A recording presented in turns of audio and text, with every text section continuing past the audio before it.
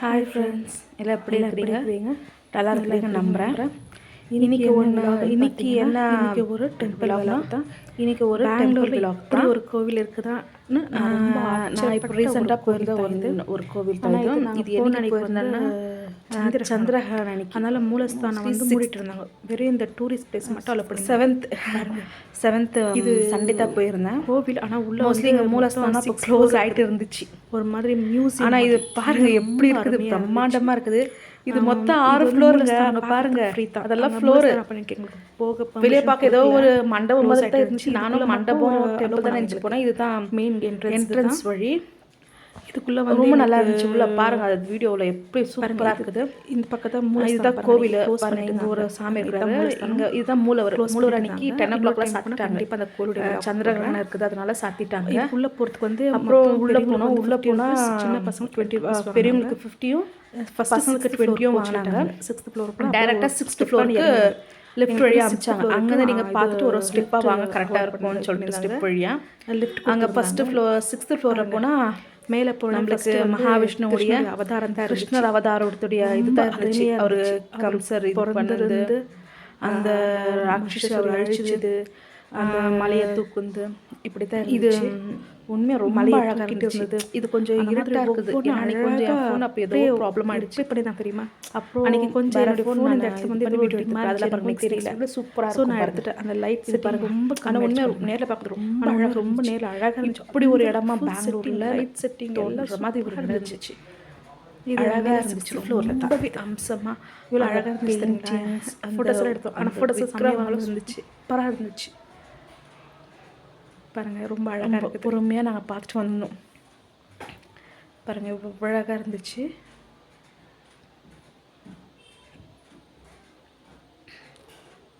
அப்படியே ஸ்டெப் வழியாக இன்னொரு ஃப்ளோர், இது 5th ஃப்ளோருக்கு போயிருக்கோம்.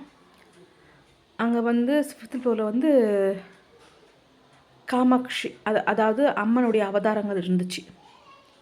அம்மனுடைய அவதாரங்களும் ஒரு ஆஃப் வந்து மகாவிஷ்ணுடைய அவதாரமும் இருந்துச்சு. உண்மையாக ரொம்ப அழகாக இருந்துச்சு. அதெல்லாம் பாருங்கள், உண்மையாக அழகாக இருந்திருக்கும். அப்படியே பார்க்க அங்கே இருந்துருக்கலாம், அப்படி இருந்துச்சு பாருங்கள். வர வீடியோஸ்லாம் பாருங்கள், இவ்வளோ ப்ரைட்டாக இருக்கும்.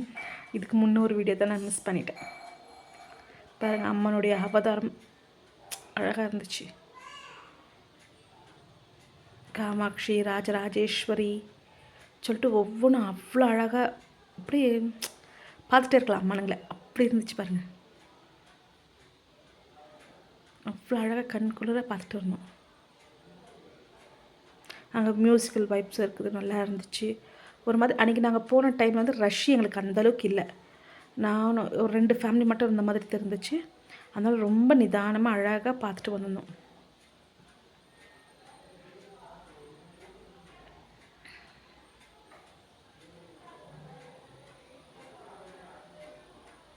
பாருங்கள். அப்புறம் மகாவிஷ்ணுடைய அவதாரங்கள் இருந்துச்சு.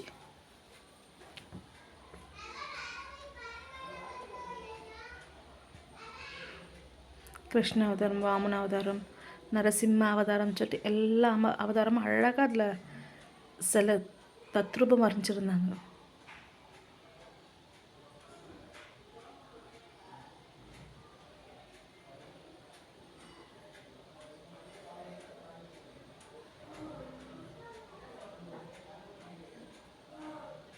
அழகாக இருக்குதுல்ல.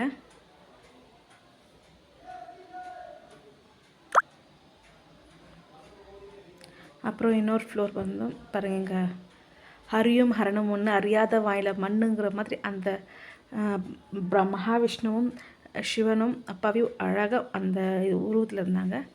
அப்புறம் கீழே வந்தால் மகாலட்சுமியுடைய அவதாரங்கள் இருந்துச்சு. சந்தானலக்ஷ்மி, சாந்தலக்ஷ்மி, கஜலக்ஷ்மி, விஜயலக்ஷ்மி சொல்லிட்டு அவங்களுடைய அவதாரங்கள் இருந்துச்சு. அப்படியே பார்த்தோம் மகாவிஷ்ணு பார்க்கடல் கடைஞ்ச மாதிரி இருந்துச்சு. அப்புறம் வந்து மகாவிஷ்ணுவும் லக்ஷ்மி தாயாருக்கும் திருக்கல்யாணம், அது உண்மையாக அப்படியே கோல்டு கிளாஸில் பண்ணி ரொம்ப அழகாக இருந்துச்சு பாருங்கள். முருகர் எல்லாம் இருப்பாங்க இதில். விநாயகர், முருகர், சிவன், பார்வதி தாயார், பிரம்மதேவன் எல்லாமே இருப்பாங்க பாருங்கள். ரொம்ப அழகாக இருந்துச்சு. அவங்களுக்கு அப்படியே அந்த கல்யாணம் மேளத்தாளம் வாசிக்கிற மாதிரி, அந்த நம்ம சொல்கிற மெஹந்தி போடுற மாதிரி அப்படி நல்லா இருந்துச்சு. அப்புறம் இன்னொரு ஃப்ளோருக்கு வந்தால் ஷிரடி சாய்பாபா அவருடைய ஒரு இது இருந்துச்சு. அப்புறம் முனிவர்கள், எல்லா முனிவர்களுடைய அவதாரமும் அதில் இருந்துச்சாங்க. ஒவ்வொரு ஃப்ளோரையும் ஒவ்வொரு அவதாரங்களும் அழகாக இருந்துச்சு.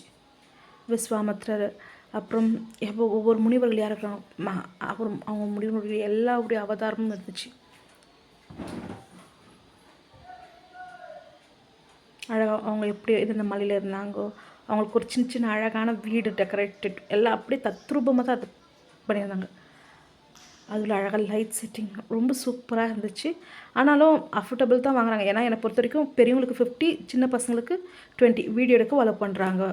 ஒரு கோவிலில் ரொம்ப காசு வாங்கிட்டு ஏமாற்றிடுறாங்க. அப்படி இல்லை, ரொம்ப அழகாக இருந்துச்சு.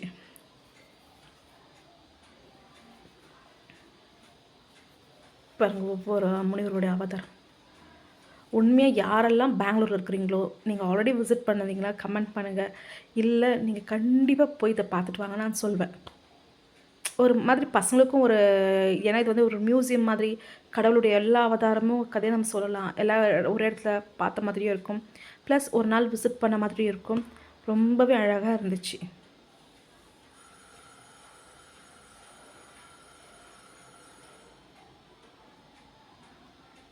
அன்றைக்கி நாங்கள் மூலஸ்தானம் போல், நெக்ஸ்ட் ஒரு இன்னொரு டைம் தான் மூலஸ்தானத்தை போய் பார்த்துட்டு வரணும். இது எங்கே இருக்குதுன்னா வந்து ராஜாத்தி நகரில் இருக்குது. ராஜாத்தி நகரில் ஃபஸ்ட் க்ராஸில் இருக்குது. நீங்கள் கூகுளில் போட்டாவே உங்களுக்கு அந்த லொக்கேஷன் வந்துடும். உங்களுக்கு வேணால் லொக்கேஷன் வேணால் கேளுங்க, நான் இது டேக் பண்ணுறது லொக்கேஷனை.